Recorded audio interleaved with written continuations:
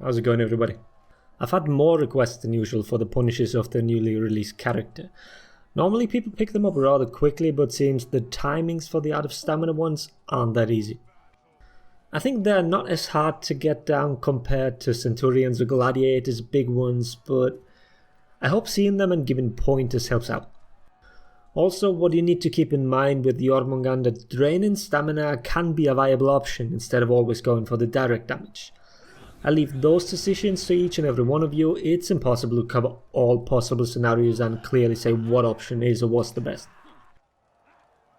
But let's get started. For guard breaks, you can do a side heavy for 25, or the special knee into light for 16, or you can also throw after the kick to the groin. On heavy parries or parries in general, you need to decide what to go for, normal damage or stamina damage. You can do a light for 16,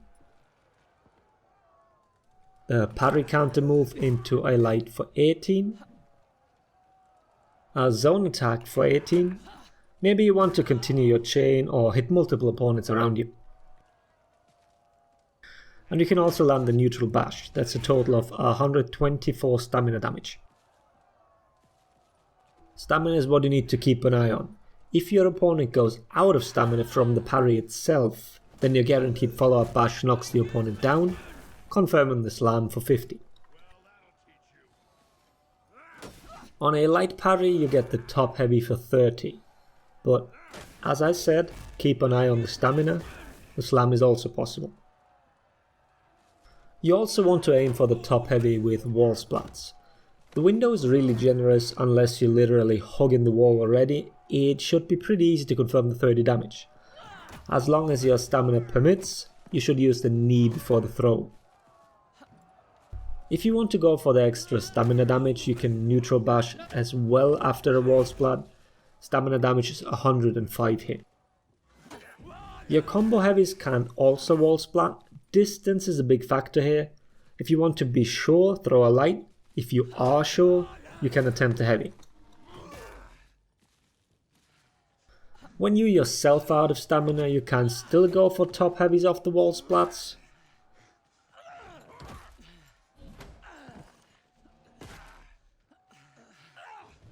Out of stamina guard break, as well as the light parry, that gives you a light for 16.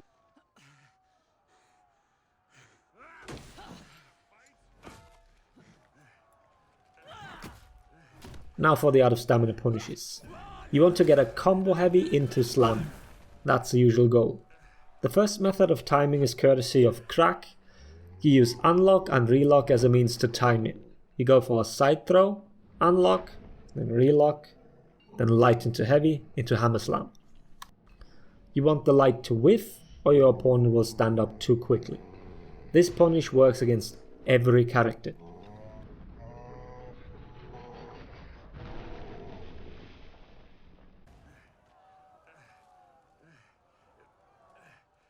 Another method that has been going around is the backthrow into buffered guard change, into buffered light, into guard change, side heavy. The method is much easier to get down consistently, but it has one problem. It only works against 3 characters: Jormungandr himself, Kensei, and Yusha.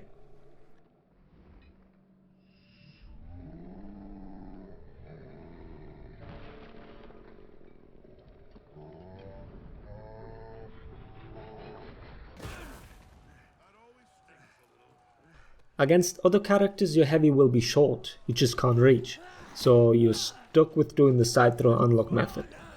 My advice is to practice them both. Like I mentioned in the very beginning, I don't think they're particularly complicated, and you'll have the timing down rather quickly.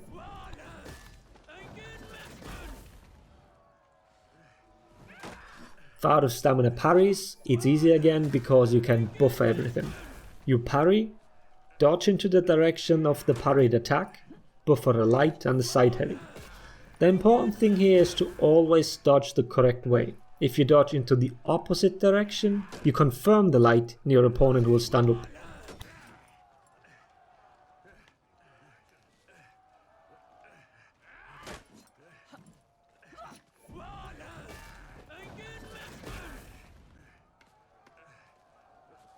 If you've positioned yourself optimally, you can also use the walls to your advantage to increase damage up to 96.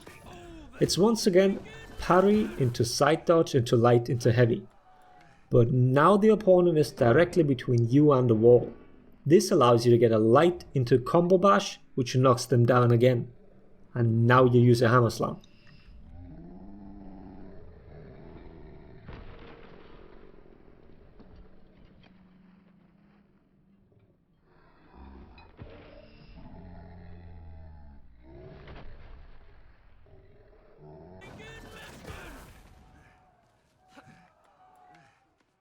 You can also confirm this move from a wall splat of your tier 3 feet. Once again, positioning is crucial. Not only the walls, but also the distance to them. Revenge on the other hand is dead simple, you just go for the hammer slam. Two things to keep in mind about revenge. First of all, your tier 2 shield feat you get by hitting a slam. You get to keep that one after revenge ends. And the other thing, your combo heavies do not unbalance. That's the reason why the revenge punish is so simple. The out of lock is rather unspectacular. Heavies confirm lights, and lights confirm the combo bash. Heavies and the zone do not confirm the bash, just lights do. Don't ask me why, we just have to accept this.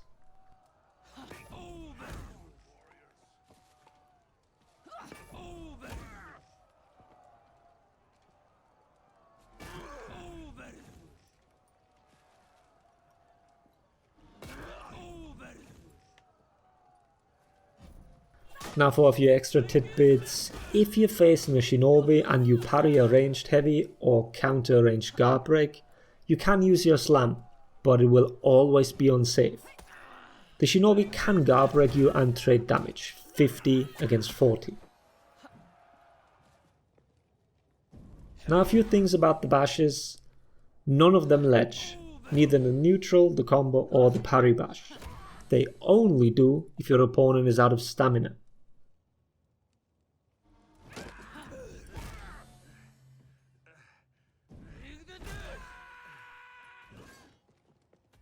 Your tier 3 and 4 feet ledge without a problem though.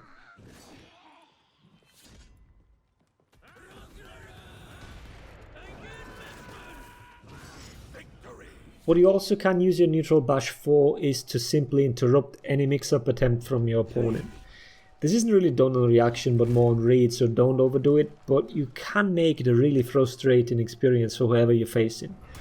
I'm sure that once people have more experience and more knowledge about character-specific matchups, we might see more details about when you can safely use this, or if it's even something that's worth doing.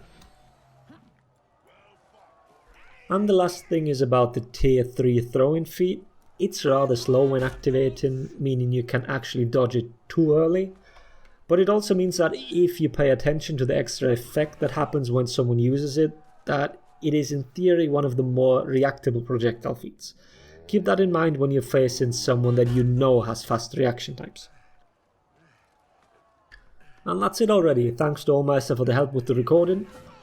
If any of you still have questions, let me know in the comments or join my Discord and you can ask them there directly. I hope the video was helpful. Thanks for watching. Laters everybody.